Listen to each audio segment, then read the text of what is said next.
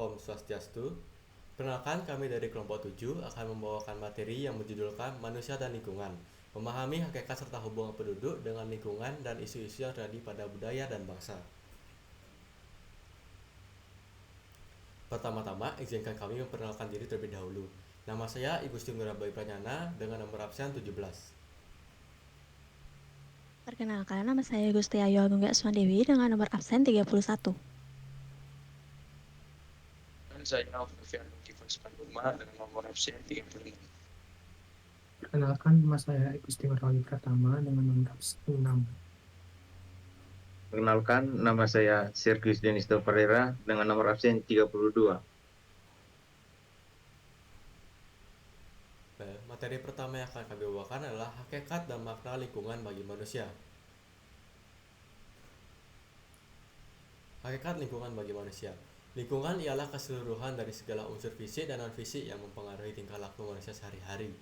Lingkungan ini terdiri atas yang pertama, lingkungan biotik, meliputi makhluk hidup seperti manusia, hewan, tumbuhan, serta mikroorganisme. Yang kedua adalah lingkungan abiotik, meliputi unsur non-hidup seperti batu, tanah, cahaya, serta air. Dan yang terakhir adalah lingkungan sosial budaya, meliputi hubungan antara manusia, adat istiadat, norma, serta kebudayaan.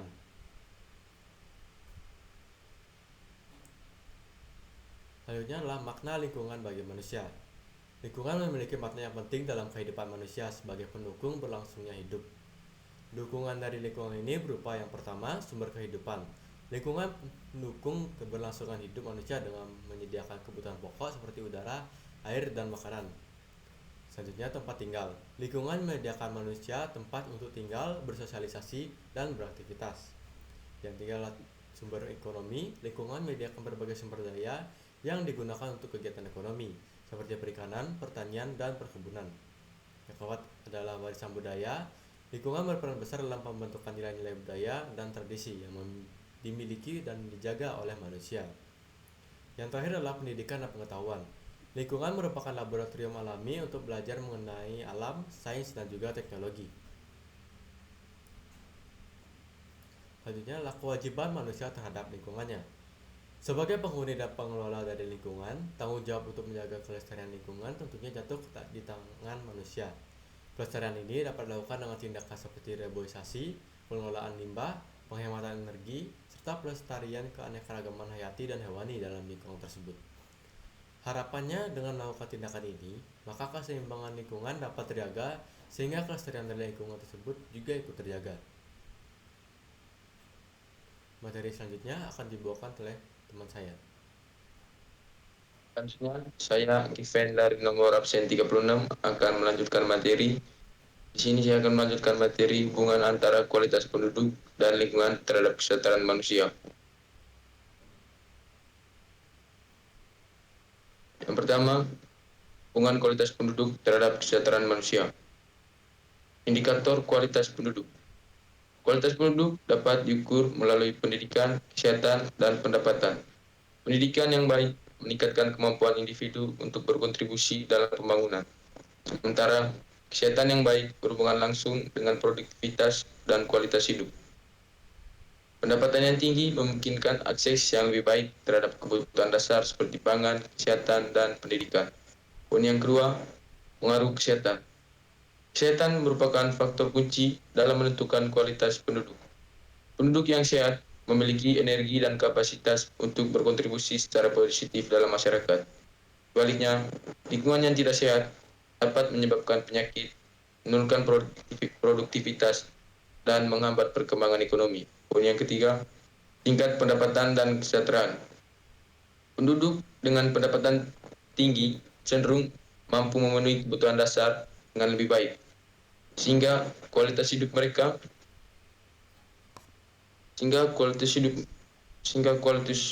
mereka meningkat. Sebaliknya, penduduk dengan pendapatan lebih rendah seringkali mengalami kesulitan dalam memenuhi kebutuhan dasar yang berdampak pada kesejahteraan hidup mereka. Poin yang keempat, pertumbuhan penduduk. Pertumbuhan jumlah penduduk yang cepat dapat mempengaruhi kualitas hidup jika tidak diimbangi dengan sumber daya alam yang memadai. Ketersediaan pangan, pendidikan, dan layanan kesehatan harus cukup untuk mendukung populasi yang terus bertambah. Jika tidak, Hal ini dapat mengarah pada penurunan kualitas hidup dan kesejahteraan masyarakat.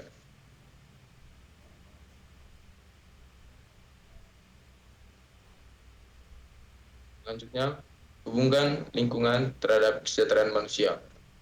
Poin yang pertama, kualitas lingkungan dan kesehatan fisik. Lingkungan yang bersih dan bebas dari polusi berkontribusi pada kesehatan fisik penduduk. Paparan terhadap polusi udara, air, dan tanah dapat menyebabkan penyakit termasuk gangguan pernapasan, penyakit jantung, dan infeksi lainnya. Sebaliknya, lingkungan yang sehat dengan akses ke air bersih dan sanitasi yang baik dapat meningkatkan kesehatan masyarakat secara keseluruhan, mengurangi angka kematian, dan meningkatkan harapan hidup. Poin yang kedua, kesejahteraan psikologis. Kualitas lingkungan juga berpengaruh pada kesejahteraan psikologis individu.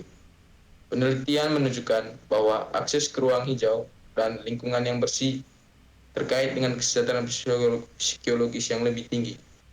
Ruangan terbuka hijau memberikan kesempatan yang beraktivitas fisik, relaksasi, dan interaksi sosial yang semuanya berkontribusi pada pengurangan stres dan peningkatan suasana hati. Lingkungan yang nyaman dan aman juga dapat meningkatkan rasa aman dan kepuasan hidup. Poin yang ketiga, interaksi sosial dan komunitas. Lingkungan yang baik mendukung interaksi di antara penduduk. Komunitas yang memiliki fasilitas publik yang baik seperti taman, pusat komunitas, dan ruang berkumpul cenderung akan memiliki hubungan sosial yang lebih kuat. Keterlibatan dalam kegiatan komunitas dapat meningkatkan rasa memiliki dan solidaritas. Hal ini dapat berkontribusi pada kesejahteraan sosial. Oleh karena itu, perencanaan kota yang memperhatikan aspek lingkungan dapat menciptakan ruang bagi interaksi sosial yang positif. Yang ketiga, yang keempat, dampak negatif dari degradasi lingkungan. Kerusakan ekosistem seperti deforestasi, pencemaran, dan hilangnya keanekaragaman hayati tidak hanya mengancam sumber daya alam, tetapi juga dapat mengancam kerentanan masyarakat terhadap bencana alam seperti banjir dan kekeringan. Masyarakat yang tinggal di daerah dengan kualitas lingkungan yang buruk seringkali mengalami kesulitan dalam memenuhi kebutuhan dasar mereka, hingga menurunkan kualitas hidup secara keseluruhan. Sekian dari saya, selanjutnya akan dijelaskan oleh teman saya. Baik, terima kasih. Sebelumnya saya Gongge dengan nomor absen 31 akan membawakan materi mengenai problematika lingkungan sosial dan budaya yang dihadapi masyarakat. Next. Yang pertama, mari kita membahas mengenai problematika lingkungan sosial yang dihadapi masyarakat. Pertama-tama, mari kita mengenal mengenai interaksi dalam lingkungan sosial. Interaksi sosial merupakan hubungan sosial yang dinamis, yang menyangkut hubungan timbal balik antara perorangan, antara kelompok manusia dalam bentuk akomodasi, kerjasama, persaingan, dan pertingkaian. Interaksi sosial dapat terjadi apabila ada kontak sosial dan komunikasi. Kontak sosial merupakan usaha pendekatan pertemuan fisik dan mental. Kontak sosial dapat bersifat primer atau face-to-face dan dapat berbentuk sekunder atau melalui media perantara seperti koran, radio, TV, dan lain sebagainya. Komunikasi merupakan usaha penyampaian informasi kepada manusia lain. Tanpa komunikasi, tidak mungkin terjadi interaksi sosial. Komunikasi bisa berbentuk lisan, tulisan, atau simbol lainnya. Bentuk-bentuk interaksi sosial dapat berupa kerjasama, akomodasi, persaingan, dan pertingkaian. Selanjutnya, mari kita membahas mengenai peranata dalam lingkungan sosial.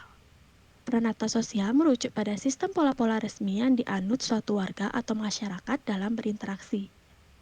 Peranata adalah suatu sistem norma khusus yang menata rangkaian tindakan berpola guna memenuhi keperluan yang khusus dalam kehidupan masyarakat. Next. Selanjutnya adalah problematika dalam kehidupan sosial. Problematika sosial merupakan persoalan karena menyangkut tata kelakuan yang abnormal, amoral, dan berlawanan dengan hukum, dan bersifat merusak.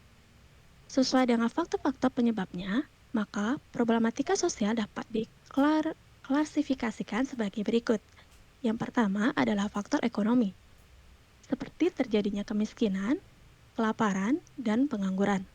Kedua, ada faktor biologis, seperti terjadinya wabah penyakit dan layanan kesehatan tidak memadai.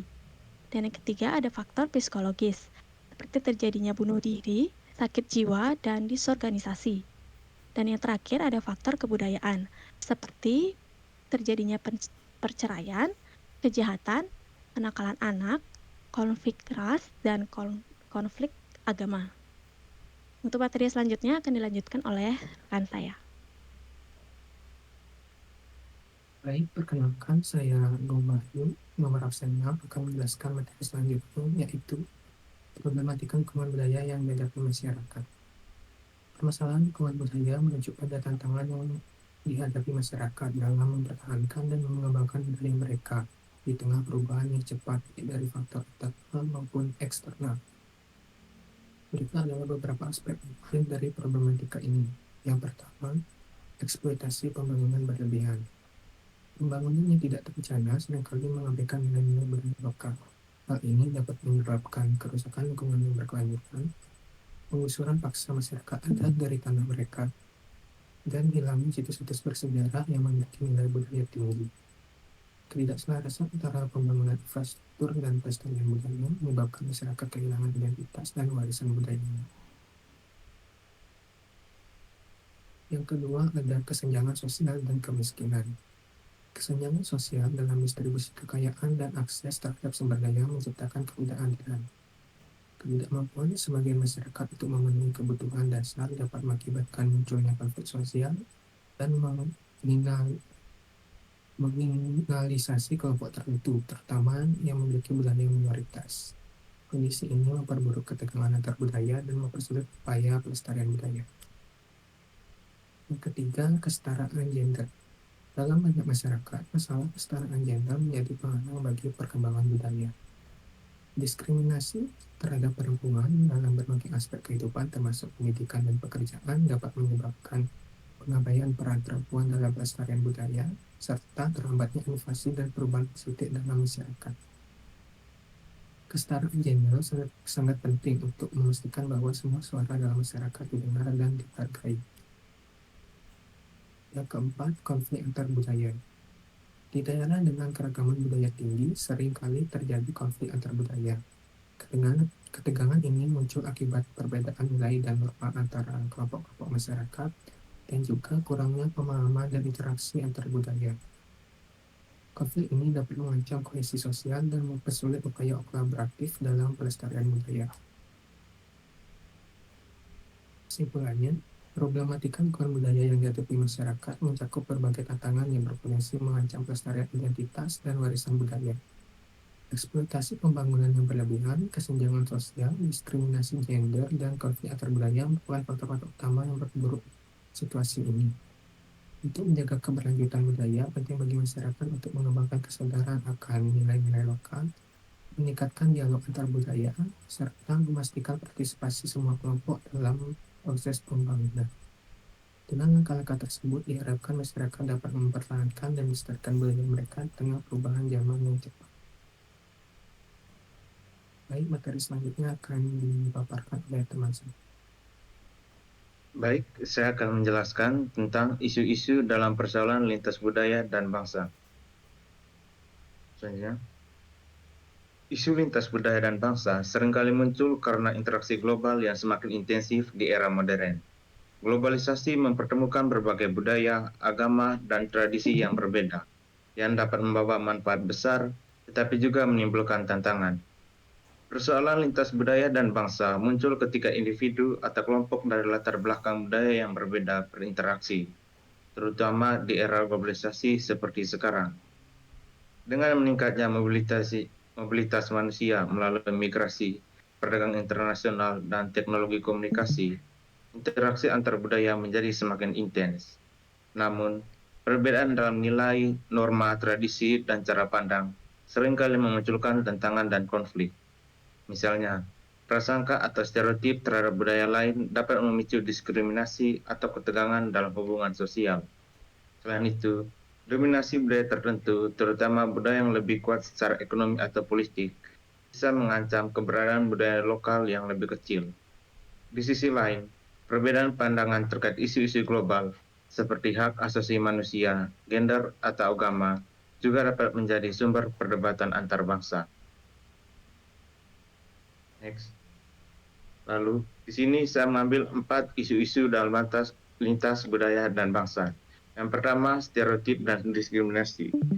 Stereotip yaitu ketika orang-orang dari budaya yang berbeda bertemu atau berinteraksi, kadang muncul yaitu stereotip negatif yang kemudian dapat memunculkan diskriminasi.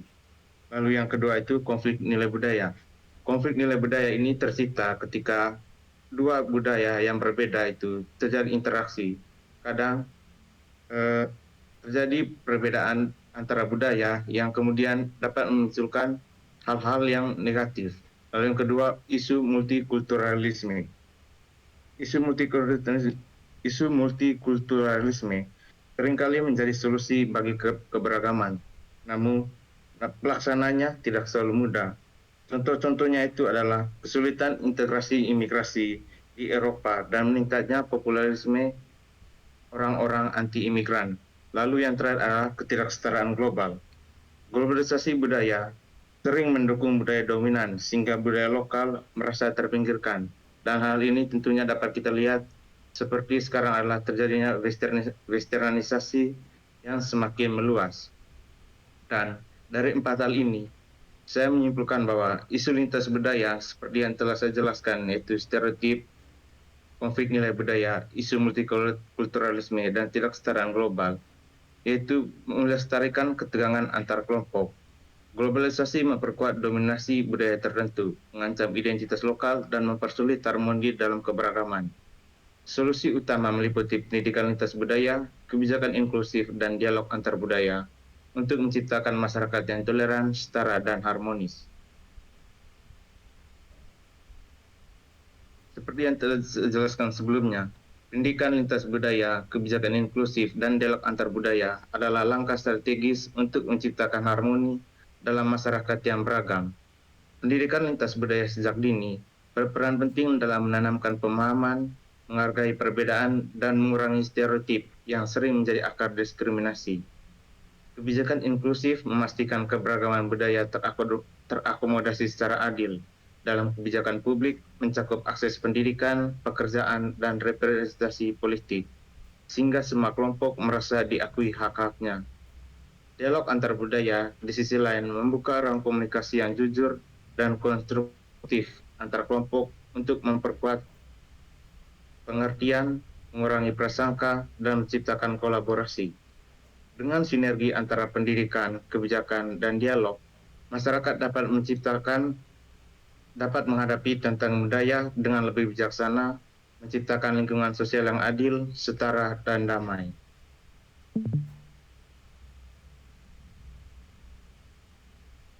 Dan terakhir, kesimpulan. Hubungan antara manusia dan lingkungan merupakan hal mendasar dalam memahami kesejahteraan sosial dan budaya. Dengan menyadari hakikat lingkungan, kualitas masyarakat, serta permasalahan yang dihadapi, masyarakat dapat mengembangkan strategi yang lebih baik untuk mengatasi tantangan lingkungan.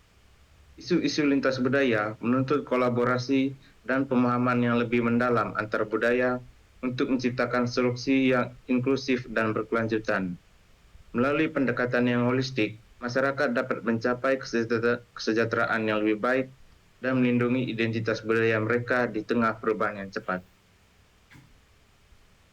Baiklah, karena sesi diskusi diadakan melalui WhatsApp, kami akan langsung memberikan pertanyaan kami. Pertanyaan dari kelompok kami ada 2. Yang pertama, bagaimana peran generasi muda seperti kita dalam menciptakan lingkungan yang lebih baik?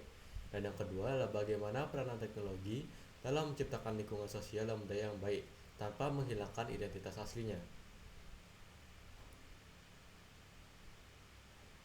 Jawaban dari kedua pertanyaan itu adalah yang pertama, generasi muda berperan penting sebagai agen perubahan. Untuk menciptakan lingkungan yang lebih baik, generasi muda dapat melakukan kampanye melalui media sosial dan komunitas untuk meningkatkan kesadaran, memperhatikan gaya hidup ramah lingkungan seperti menerapkan 3R, reduce, reuse, dan recycle, melakukan aksi nyata seperti reboisasi atau daur ulang sampah, dan mendukung kebijakan yang memberikan dampak positif terhadap lingkungan. Sementara itu, jawaban untuk pertanyaan kedua yaitu teknologi jika digunakan dengan bijak dapat menjadi alat yang sangat efektif untuk menciptakan lingkungan sosial dan budaya yang positif tanpa menghilangkan identitas asli masyarakat. Dengan memanfaatkan teknologi untuk memperkuat komunikasi, melestarikan budaya, dan mendorong inovasi, masyarakat dapat berkembang dalam dunia yang saling terhubung, sambil menjaga dan melestarikan kekayaan warisan budaya mereka. Upaya kolaboratif antara pemerintah, organisasi non-pemerintah, dan masyarakat sipil sangat penting untuk memastikan bahwa teknologi berkontribusi pada pelestarian identitas budaya dan sosial yang kuat. Sekian adalah presentasi dari kelompok kami. Kami ucapkan terima kasih atas waktunya. Om Santi Santi Santi Om.